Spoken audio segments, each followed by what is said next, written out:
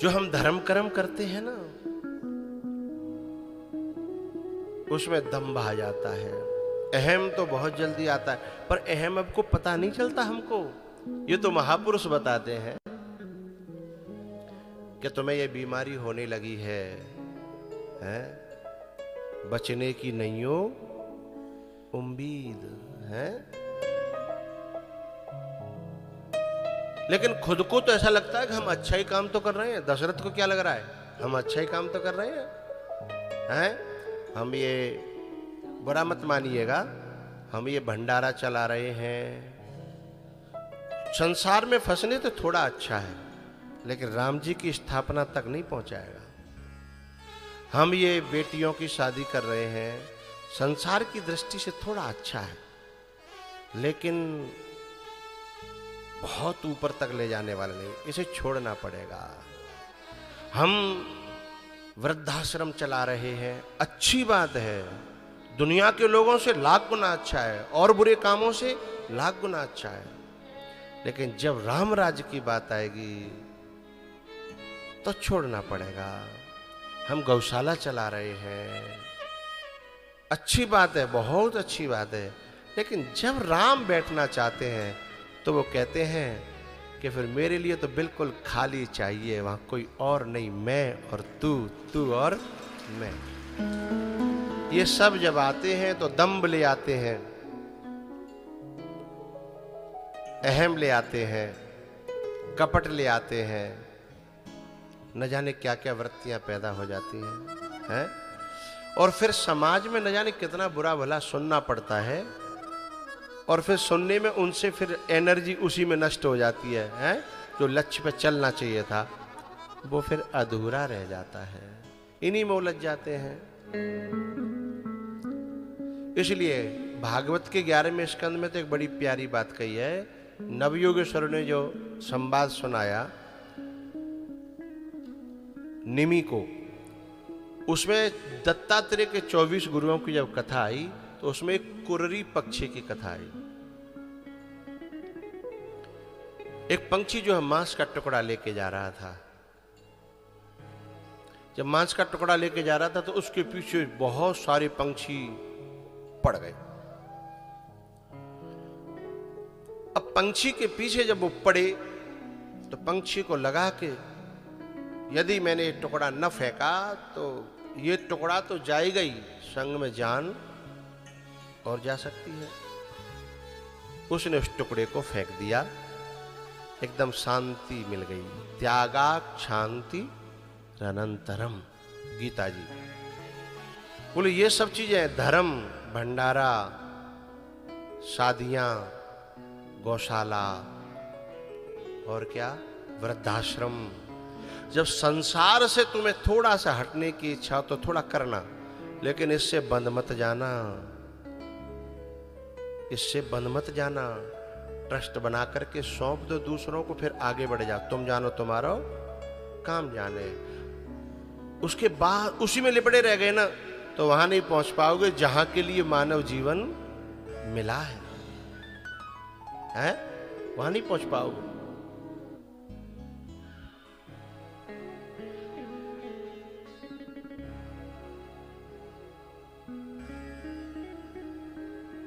भरत के जीवन में ही राम राज्य होता है, दशरथ के जीवन में राम राज्य नहीं होता, धर्म के जीवन में नहीं, प्रेम से राम राज्य आता है।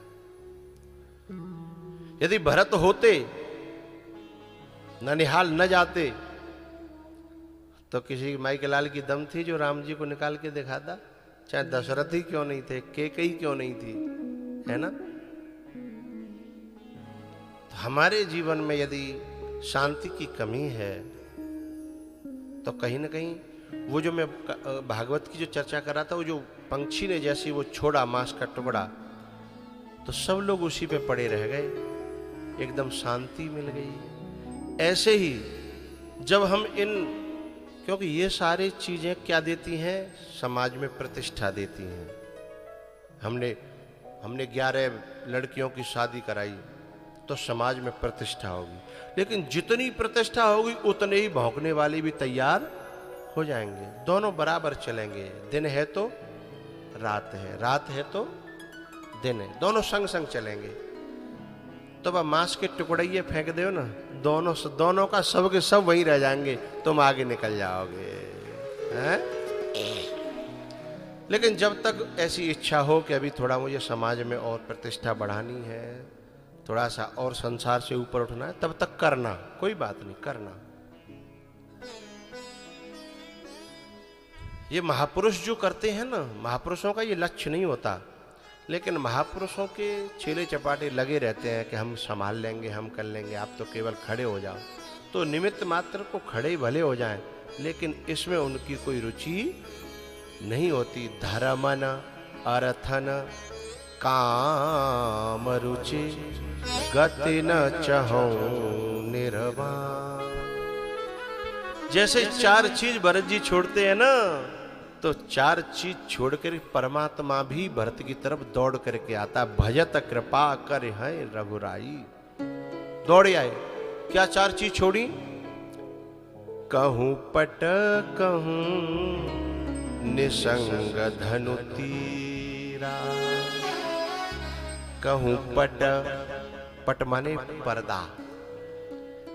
राम जी का जो पर्दा पड़ा था ऐसा पतला सा ही वनवास में, वो भी धरती पर। किसी ने कहा कि ए वस्त्र, जब कोई नहीं होता इनके पास में, तब तो ये तुमको शरीर पर धारण करके रखते हैं। अब भरत क्या आ गया तो ये धरती पे पटक दिया। इसका मतलब तुम फालतू समय के लिए टाइम पास हो। उस पटुके से कहा जो कंधे पर बैठ पड़ा रहता था, तुम्हारी कोई कीमत है? धरती पे पटक दिया। पटका ने कहा,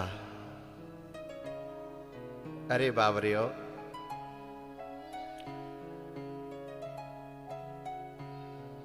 मैं राम जी के कंधे पे किस लिए रहता हूं पता है?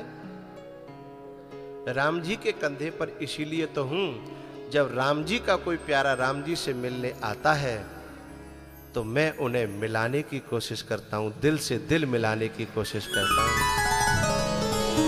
मैं नहीं चाहता कि एक सुई का भी उनके बीच में अंतर रह जाए। लेकिन यहां व्यावहारिक जीवन में किसी से शरीर मिलाने की बात नहीं है।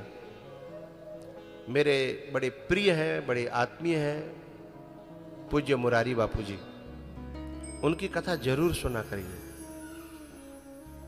उनकी कथा की एक बहुत सबसे ज्यादा खासियत, यूं तो कथा तो उनकी है ही विचित्र, बड़ी सार गर्वित और अद्भुत, लेकिन उसमें सबसे बड़ी बात क्या है, वे जब भी कथा करेंगे अपने अपने महापुरुष और गुरुओं के प्रति भेदभाव को दूर कर देंगे और दिल में श्रद्धा, प्रेम और भाव प्रकट होगा, ऐसा निश्चय होता है उनकी।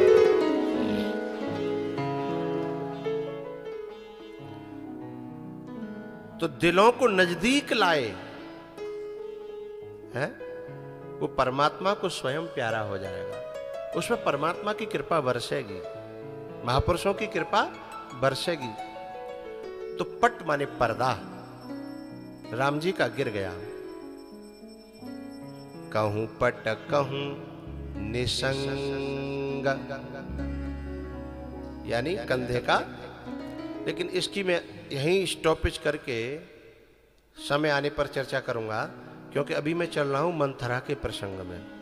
बात यह है, भरत राम राज्य को लाते हैं और मंथरा राम राज्य को आने नहीं देती, समाप्त कर देती है। तो स्वार्थी वृत्ति जब जीवन की गतिविधियों में ज्यादा झलकने लग जाए, उसका महत्व ज्यादा बढ़ जाए, तो जीवन से शांति चली जाएगी, रामराज्य होगा नहीं। इसलिए परहित सरिस धर्म नहीं भाई,